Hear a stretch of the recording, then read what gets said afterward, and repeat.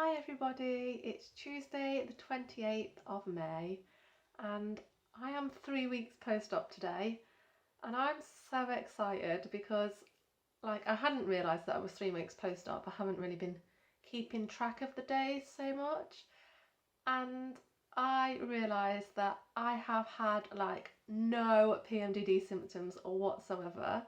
I feel so well. The only time I had anything which I could even link sort of loosely related to PMDD was last Thursday, and I saw my psychologist, and then I developed some very fleeting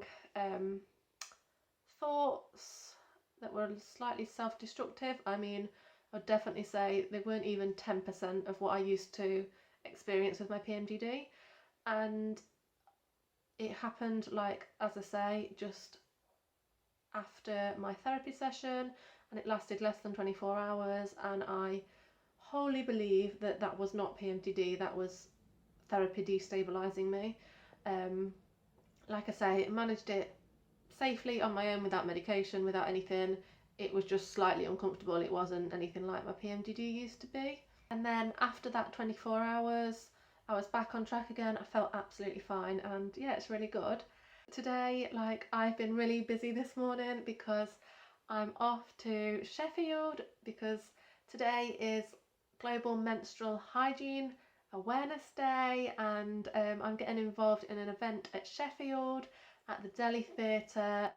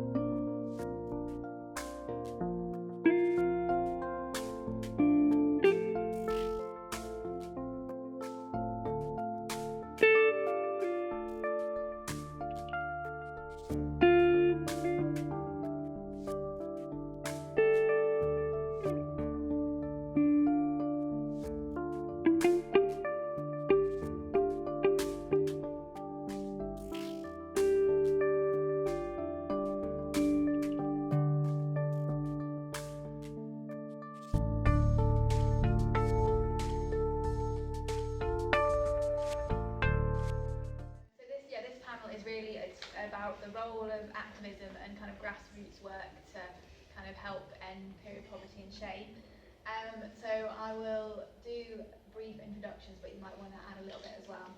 So Lucy volunteers with iRise, and she's Brenna is from Period Positive, and she's going to be talking about some of their work to kind of amplify voices around this issue and kind of put period poverty and related issues on the agenda.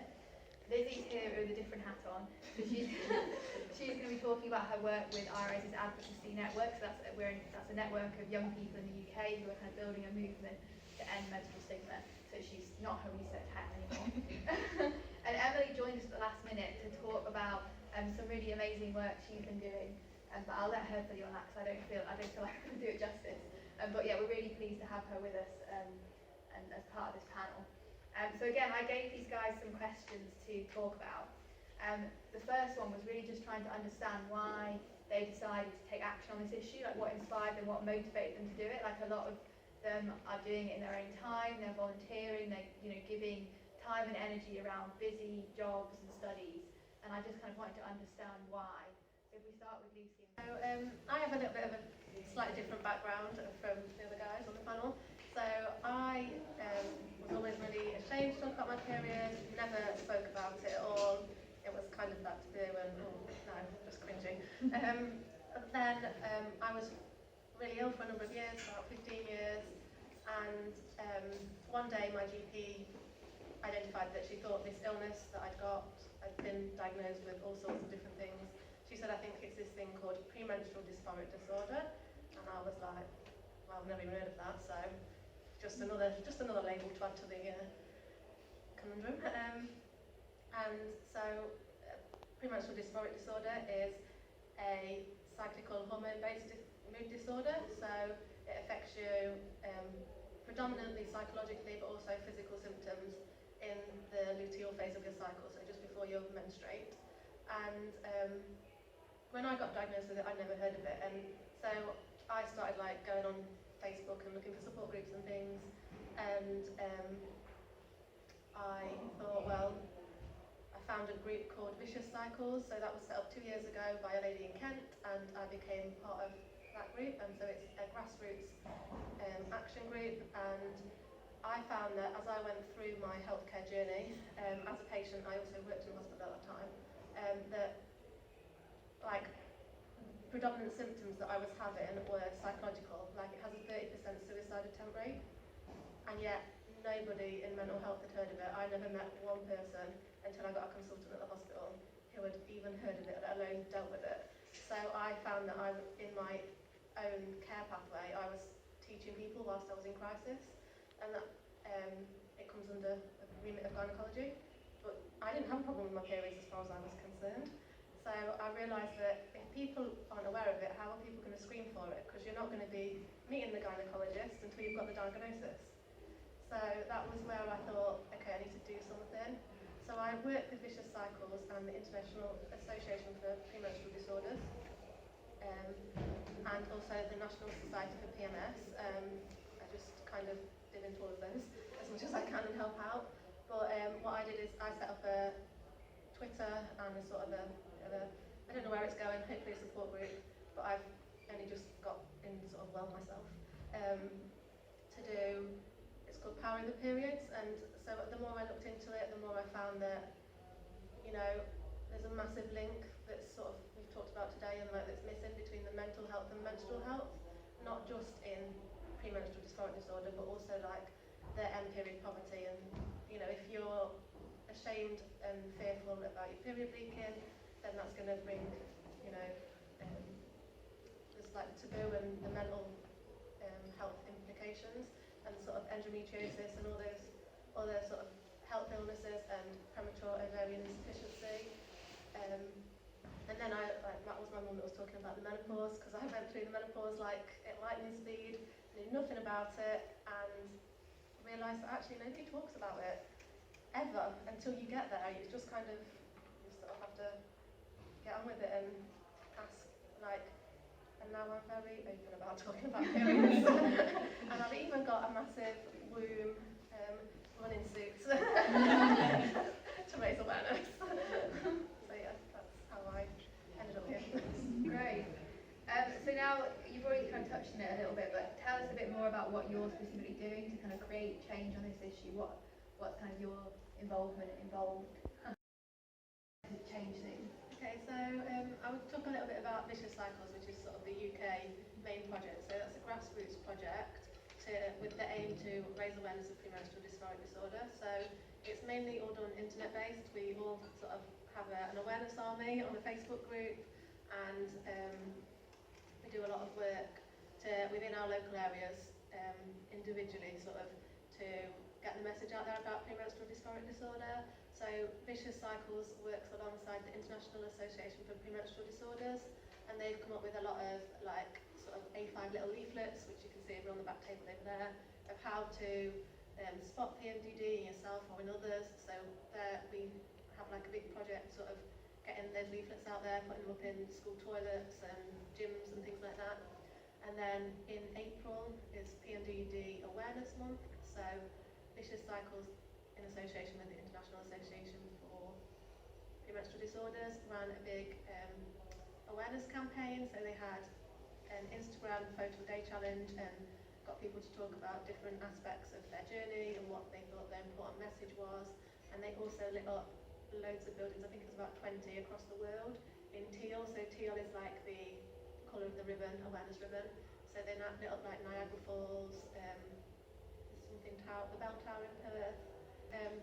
So from that, where I'm going with Power Over Periods is I've set up a expert by experience, informative like presentation and so I do work with my local university and doctor surgeries and local charities that have said that they will let me in to talk to them and to educate them on it. And so it's sort of like about half an hour about the educational side of what PMDD is, how to screen for it, what to look for, and then sort of my experience of like how it can easily be missed and misdiagnosed. And if you're not asking those questions, then how are you ever going to get the diagnosis? Because I didn't have painful periods or anything like that to go to the doctors to talk about. It was more the psychological side of things. So I'm also going to speak to like the psychologists within Derbyshire and hoping to just spread my wings a little bit like in that sense, educating mental health professionals so that they have it on their agenda when they're treating patients and can then refer to gynecologists or send to the GP for being like, properly diagnosed. Does anyone have any questions for these guys? So I guess then just to wrap up, do any of you guys have any kind of questions for each other or any kind of thoughts on kind of what you think the key message from this kind of discussion? How common is PMDD? 1 in 20 women and assigned female at birth, like reproductive individuals. So I think what comes across here is like that actually on this issue is neglected, and we really do need people to take action. So I think, you know, whoever you are, if you feel like this is important, then actually you can contribute. There's so many different ways you can contribute. So in the room today we've got several local organisations who are working on this issue. We've got iRise International that I work for at the back with the purple one. We work to create a world where no one is held back by her period in the UK and East Africa. We've got Period Positive who are working in Sheffield to create period positive schools. We've got your stall here about the work that you're doing with a kind of really cool looking quiz. And we've got Dig Deep who work to support communities in Kenya to access wash and sanitation and have lots of amazing opportunities for students and volunteers and some fantastic period related gear that you should check out. We've got Menstruation Matters who are collecting products to support local organisations and working with girls locally to raise awareness about the issue. So all around the room there's loads of really exciting ways to get involved. So before you go, if you think you'd like to take action, have a look at one of the stalls. I'm sure there's ways to sign up, to receive more information, to get involved. So please do think about doing that, finding out more. Pass it on to people you know who might be interested in the issue, who might not have heard of it, but if they had, would be really excited. Like, pass it on after tonight, tell them about the event, tell them about the organisations you heard about. Please also feel free to take cake and pop a donation in the bucket. Any money from the buckets will be split across all the kind of wonderful organisations here who are all doing really fantastic work. So yeah, thanks everyone for coming. I hope you all learn a bit more about period poverty, and we'll give everyone a